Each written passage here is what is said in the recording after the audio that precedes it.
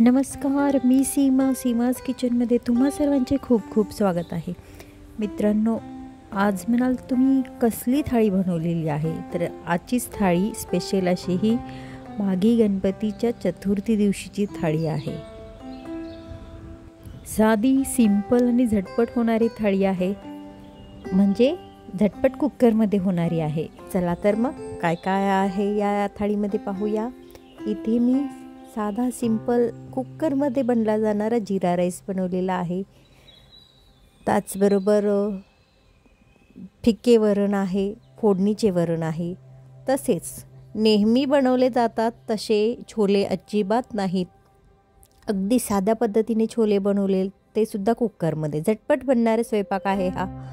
तीळ लावून थोड्याशा पुऱ्या केलेल्या आहेत आणि फरसबी आणि फ्लावर याची अगदी सिंपलशी भाजी केलेली आहे. साधाच पण अगदी चविष्ट आणि संतुलित आहार म्हणतात तसा हा आपला आजची थाळीचा मेनू आहे. चला तर मग रेसिपीला आपण सुरुवात करूया. आणि थाळीमध्ये मोदक म्हणाल तर मोदक तर ऑलरेडी अपलोड केलेले आहेत. ते सुद्धा आपण तिळकुंद चतुर्थी आहे म्हणून तिळाचे मोदक केलेले आहेत. याची लिंक मी तर शेअर करतेच आहे, तरी ती रेसिपीसुद्धा पहा आणि अशा पद्धतीने तुम्ही थाळीसुद्धा करून पहा. चला तर मग सुरुवात आपण जिरा राईसपासून करूया. इथे मी कुकरमध्येच करणार आहे, त्यामुळे कुकरमध्ये 2 टेबलस्पून तेल घालून घेतलेले आहे. तांदूळ मी आधीच भिजत घातलेला होता. त्याचबरोबर म्हणजे जिरा राईसला टेस्ट येण्यासाठी आपण इथे आपण शहाजिऱ्यांचा वापर केलेला आहे. या ठिकाणी तुम्ही साधे जिरे सुद्धा वापरू शकता. मी दोन्ही प्रकारचे जिरे म्हणजे अर्धा टीस्पून दोन्ही वापरलेले आहेत. त्याचबरोबर मी 1.5 कप तांदूळ इथे घेतलेला आहे. तांदूळ मी अर्धा तास पाण्यामध्ये असाच भिजवून ठेवला होता. स्वच्छ धुवून आधी घेतला होता, तो अर्धा तास तसाच पाण्यामध्ये ठेवला होता. त्याचबरोबर आता आपण हे तांदूळ निथळून फोडणीमध्ये टाकलेले आहेत आणि मस्त परतवून घेऊया तेलामध्ये. तसेच चवीनुसार मीठ घालून घ्यायचं आहे. आणि या ठिकाणी आता आपण गरम पाण्याचा वापर करणार आहोत, कारण आता मी 1.5 कप तांदूळ घेतलेला आहे, त्यामुळे इथे मी 3 कप पाण्याचा वापर केलेला आहे. म्हणजे दुपटीने 1.5 कपला मी डबल असं पाणी वापरलेलं आहे. आता पटकन असं कुकरचं झाकण लावायचं नाही, नाहीतर काय लगेच पाणी वरती येतं. यासाठी एक ट्रिक इथे वापरायची. सुरुवातीला पूर्णपणे आपण हा अर्धा तांदूळ शिजवून घ्यायचा आहे आणि अगदी थोडंसंच पाणी राहिलं ना, मग याला कुकरला आपण झाकण लावायचं आहे. असं जर केलं ना, तर तुमच्या कुकरमध्ये भात ज्यावेळी कराल त्यावेळी पाणी अजिबात बाहेर येणार नाही.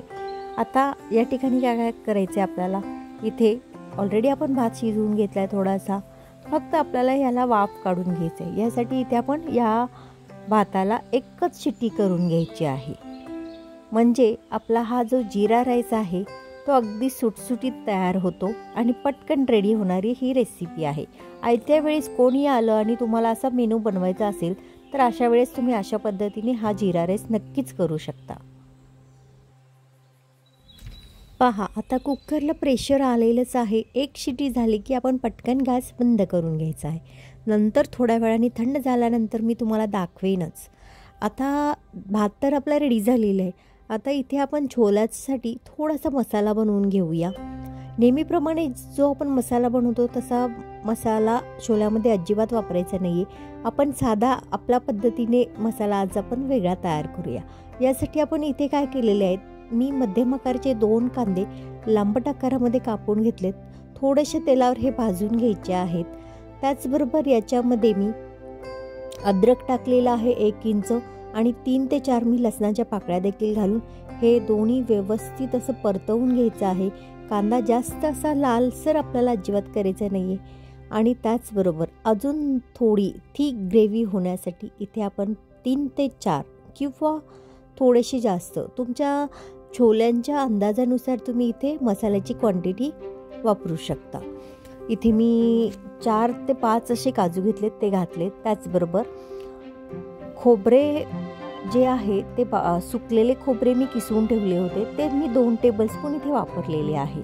खोबरे मुद्दाम मी शेवटी घातलेले आहे, कारण खोबऱ्याचा किस खूपच बारीक झालेला होता आणि तो पटकन जळू नये म्हणून मी कांद्यानंतर खोबरे टाकलेले आहे. जर अख्खे खोबरे असेल तर तुम्ही सुरुवातीला भाजून घ्यायचे आहे. आता खोबरे भाजून झाल्यानंतर याच्यामध्ये आपण 2 मीडियम आकाराचे टोमॅटो घातलेत. कारण टोमॅटो मी जरा जास्त का घातले, कारण याच्यामध्ये आपल्याला थोडासा आंबटसर असा फील आला पाहिजे या छोल्यांमध्ये, म्हणून मी टोमॅटो जास्त घातलेले आहे.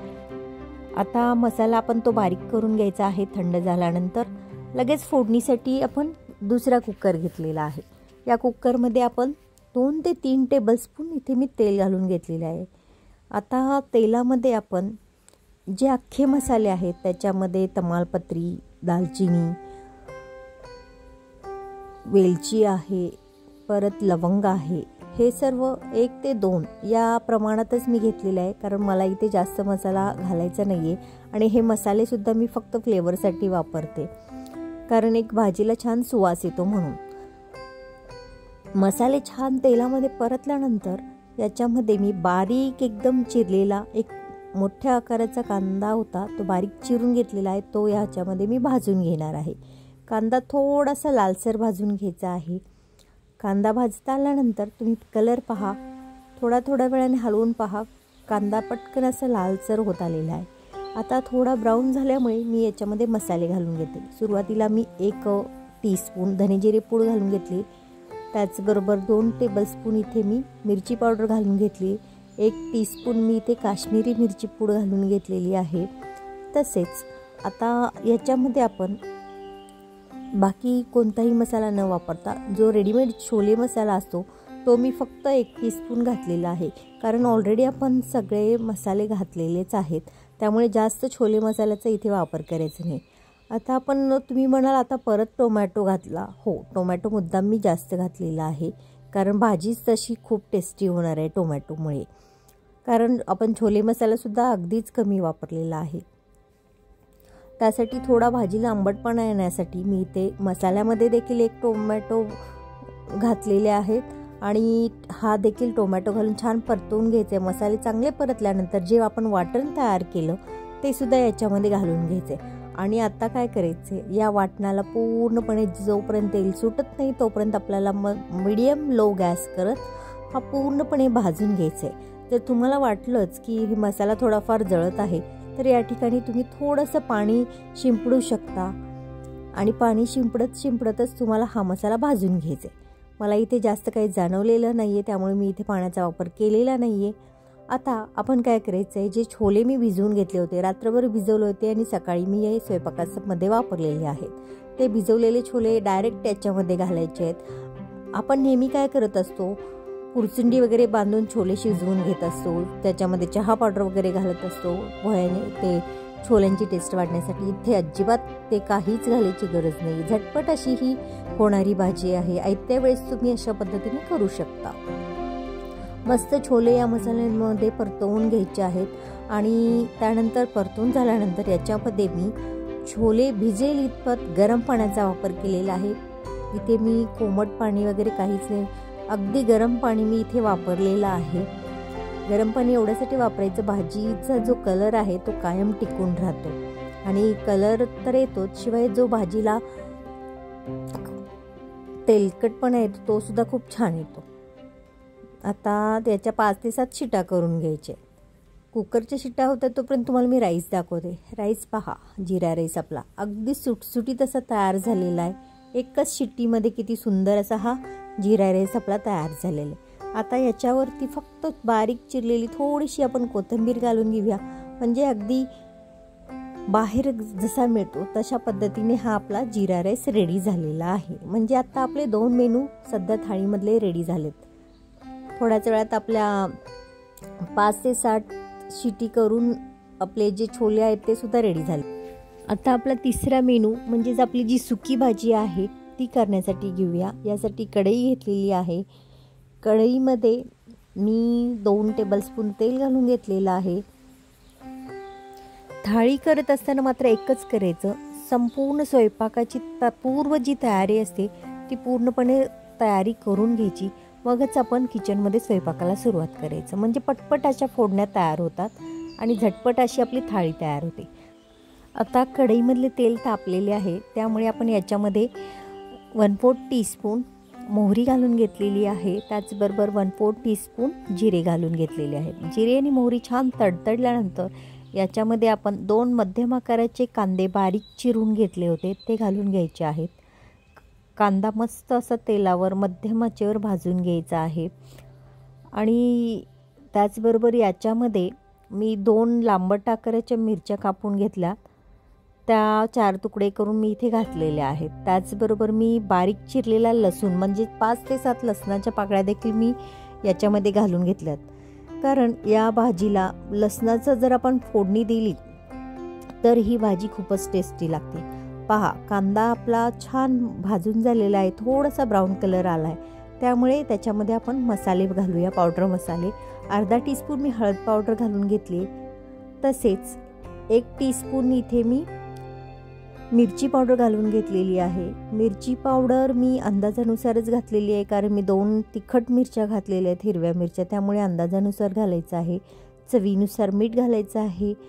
सुक्की भाजी आहे आणि ऑलरेडी मी फरसबी बारीक चिरून ठेवलेलीच होती, म्हणजे मी पूर्व तयारी थाळीची करून ठेवली होती. स्वच्छ धुवून वगैरे कापून ठेवलेलं होतं. ते घालून फरसबी पहिल्यांदा घालून परतवून घ्यायचा. फ्लावर पण बारीक चिरलेला आहे, तो सुद्धा देखील घालून मस्त परतवून घ्यायचा आहे. सुरुवातीला ही भाजी आपल्याला वाफेवर शिजवून घ्यायचं आहे. जसजसं आपल्याला वाटेल की अजून थोडीफार भाजी कच्ची राहिली आहे, त्याच वेळी आपल्याला ह्याच्यामध्ये अंदाजानुसार पाणी घालायचं आहे. कारण उगाचच पाणी आपण कोणत्याही भाजीमध्ये घालायचं नाही. जेवढं कमी पाणी आपण भाज्यांमध्ये वापरू तेवढी भाज्यांची चव खूप सुंदर होते. आता वाफेवर अर्धी आपण शिजवून घेऊया, त्यानुसारच मग आपण पाण्याचा वापर करायचा आहे. थोडंसं मी 1 टीस्पून साखर घातलेली आहे, कारण प्रत्येक भाजीत मी थोडीशी साखर घालते, कारण चव खूप छान येते भाज्यांना. म्हणून थोड्या वेळाने उघडून पहा, नाही तर भाजी पूर्णपणे जळू शकते. आता मला थोडंसं वाटलं की पाणी आपल्याला घालायला हवं, कारण फ्लावर थोडंसं दांडे कच्चे वाटत आहेत, म्हणून मी किंचित पाणी घातलेलं आहे आणि अगदी लो गॅसवर ही भाजी शिजवून घेणार आहे. पहा, याच्यातील पाणी पूर्णपणे आता आटलं गेलेलं आहे, किंचित थोडंसं राहिलेलं आहे. अजून थोडा वेळ आपण असं झाकण ठेवून शिजवून घेऊया. भाजी आपली आता रेडी झालेली आहे. याच्यावर थोडीशी बारीक चिरलेली कोथिंबीर घालून घेऊया, म्हणजे ही देखील आता आपली भाजी तयार झालेली आहे.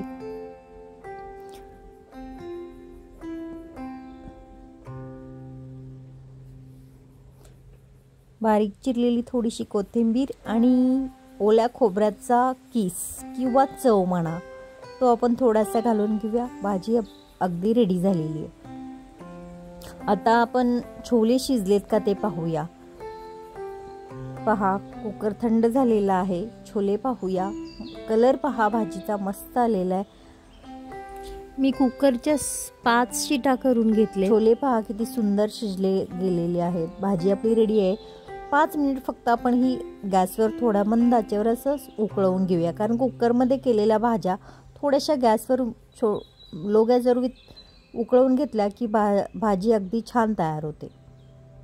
आता याच्यामध्ये आपण बारीक चिरलेली कोथिंबीर घालून घेऊया. मला थोडेसे छोले आहेत ना असे रसदारच हवे होते, जास्त ड्राय नको होते, कारण माझ्या मुलांना थोडीफार याच्यामध्ये ग्रेव्ही असली की त्यांना खूप आवडतं, म्हणून मी थोडीशी रसरशीत अशी ही भाजी तयार केलेली आहे. आणि मोदक आपले हे तिळाचे मोदक तर रेडीच आहेत थाळीमध्ये ठेवण्यासाठी आणि बाप्पाला नैवेद्य दाखवण्यासाठी. याची रेसिपी ऑलरेडी मी लिंक पाठवेन. आता मी इथे काय करते, पुऱ्या करून घेते. आणि आज आपली कोणता मेनू आहे, आपला तिलकुंज चतुर्थीचा मेनू आहे. त्यासाठी मी ही थाळी जी आहे ती नैवेद्य म्हणून सुद्धा अशीच ठेवणार आहे. त्यामुळे मी तिळाचा वापर करून थोड्या पुऱ्या बनवलेल्या आहेत, म्हणजे नैवेद्यासाठी. ह्या ऐच्छिक आहेत. ऑलरेडी मी मोदकसुद्धा बनवलेले आहेत, पण पुऱ्यासुद्धा मी अशा पद्धतीने तयार केल्या आहेत.